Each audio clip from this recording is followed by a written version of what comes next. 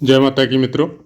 आज चर्चा करते हैं कि सप्तम स्थान में अगर आपके चंद्रदेव विराजित है तो किस तरह के फल हम लोग समझ सकते हैं। भावानुसार आपके कल्याण वर्मा जी कहते हैं कि सप्तम भाव में चंद्रमा हो तो मनुष्य नम्र, विनय और अच्छे शब्दों या विनयशील या नम्र शब्दों के द्वारा वश में आने वाला सुखी और सुंदर होता है। लेकिन वही अगर हीन बली हो तो इससे विपरीत फल समझना चाहिए। हीन बली का मतलब यही है मोटा मोटी, अनेक विद्वानों के मतानुसार अगर कृष्ण पक्ष पंचमी से अमावस्या तक का चंद्रमा है तो इसको प्राय कर हीन बली माना जाता है, क्योंकि ऐसा चंद्रमा अपनी कलाओं को दिन पर दिन कम करते जाता है और चंद्रमा अमावस्या के दिन समापन हो जाता है उसका। उसके बाद में शुक्ल पक्ष की पृथ्वी से, या ये भी मान सकते हैं कि शुक्ल पक्ष की चतुर्थी तक कोई विशेष बलवान चंद्रमा होता नहीं है। तो चलिए आगे बढ़ते हैं। हम लोगों की चर्चा है कन्या लगन की, और कन्या लगन में चंद्रमा को एकादश स्थान का स्वामित्व प्राप्त है। तो क्या कहती है होरा पाराशर?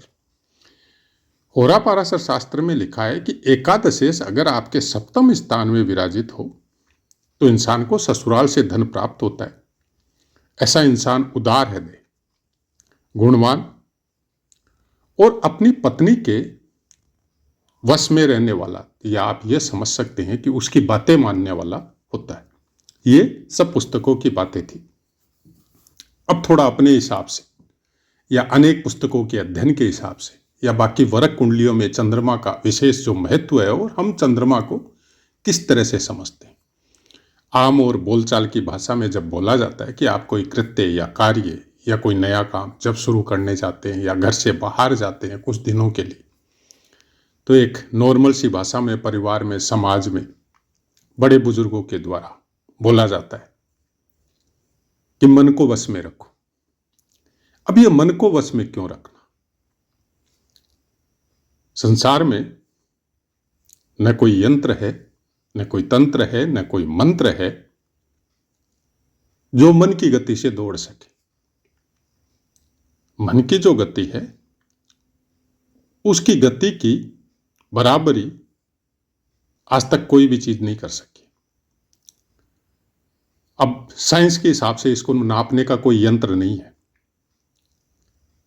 लेकिन आप प्रैक्टिकल में अपने ऊपर खुद सोचेंगे और अपने मन की गति को पकड़ेंगे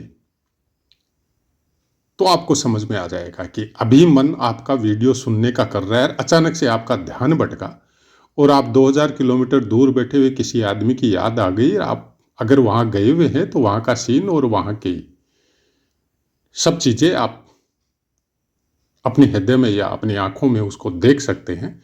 आप 2000 किलोमीटर दूर बैठे हुए, एक सेकंड के अंदर आप हर उस जगह पहुंच जाते हैं जहां आपने कभी फिजिकली देखा हो या सोशल मीडिया के द्वारा देखा हो। और ये मन की गति विश्राम नहीं लेती है, ये आप और हम सब जानते हैं। थोड़ा सा भी अगर कोई आदमी के अंदर अगर थोड़ा सा भी उसका दिमाग या उसकी बुद्धि एक्टिव है तो इस बात को वो जानता है कि रात को सोने के बाद में जो स्वप्न स्वरूप में हम लोगों को अजीब अजीब चीजें दिखाई देती है वो भी मन की गति है। आप कौन सा भाव लेके सोते हैं या आपके अंदर छुपे हुए कौन से भाव इस तरह के हैं, उसी के अनुसार आपको स्वप्न दर्शन होते हैं। किसी को बहुत ज्यादा आते हैं, किसी को नहीं आते। अब जिसको नहीं आते उसके बारे में क्या कहना है?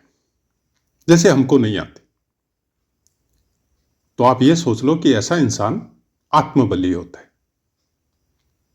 वो चंद्रमा को, चाहे उसके पास में किसी तरह का बैठा हो, चंद्रमा हीन बली हो, बली हो, वो चंद्रमा की केयर नहीं करता।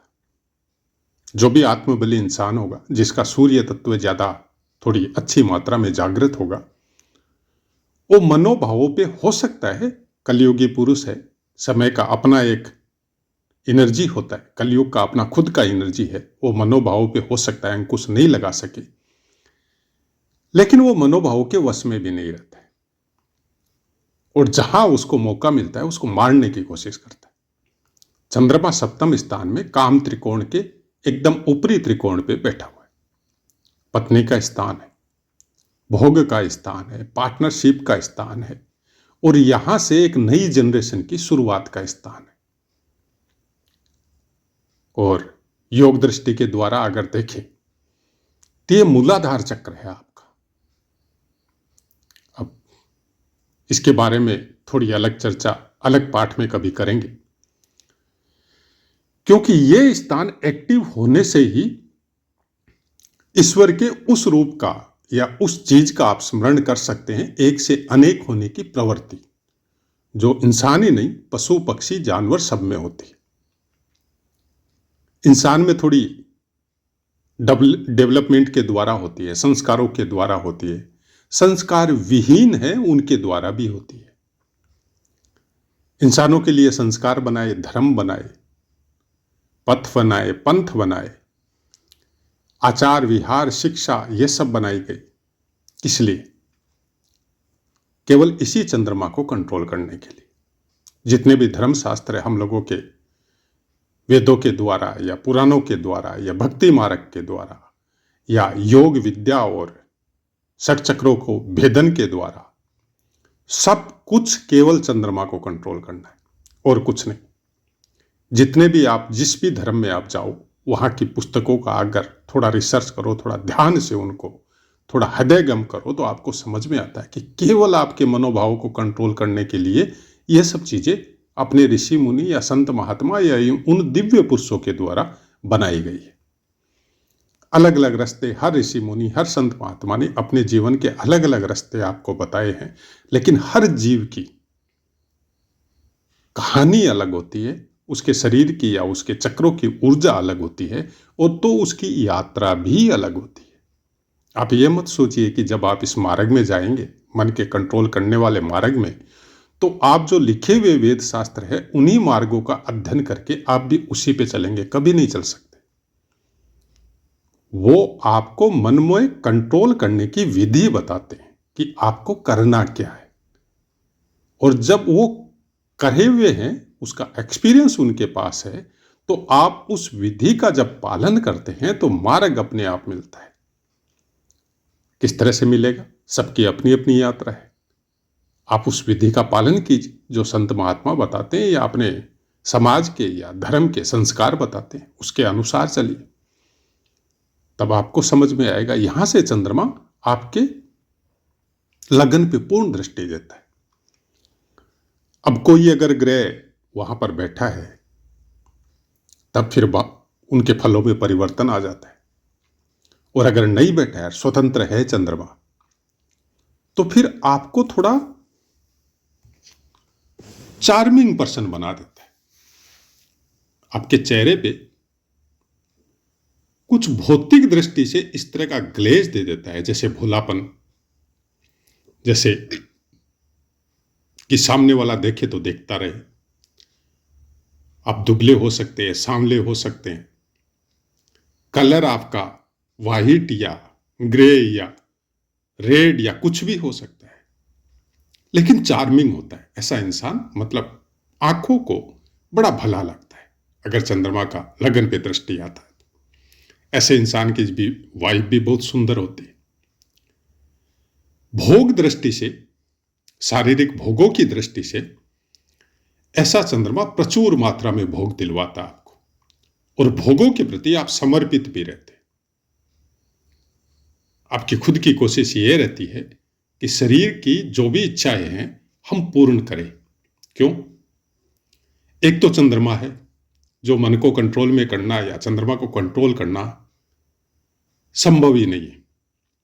बड़े बड़े संत महात्मा जिनकी उम्र बीत जाती है, वृद्धावस्था को प्राप्त हो जाते हैं, फिर भी चंद्रमा कंट्रोल में नहीं होता, फिर भी मन उनका भागते रहता है। दूसरा, चंद्रमा एकादश स्थान का स्वामी है, मतलब आपकी इच्छाओं का, आपके मन में जो जो ख्याल आते हैं, जो जो चीज प्राप्त करने की आपकी इच्छा होती है, उसका स्वामित्व कन्या लगन में चंद्रमा को प्राप्त है। एक तो चंद्रमा, दूसरा आपकी इच्छाओं के स्थान का स्वामित्व, सप्तम स्थान, और बैठा कहाँ है? अपने स्थान से नवम स्थान।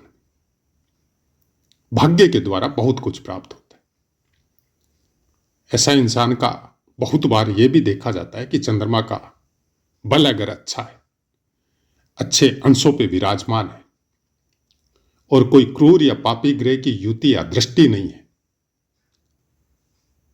तो ऐसा इंसान धनी ससुराल से शादी होता है। मतलब ऐसे इंसानों की शादी, चाहे लेडीज हो या जेंट्स हो, उनकी ससुराल बहुत धनी होती है और सब इच्छाएं उनकी प्राप्त होती है, उसी के व्यापार में सम्मिलित हो सकता है ऐसा इंसान।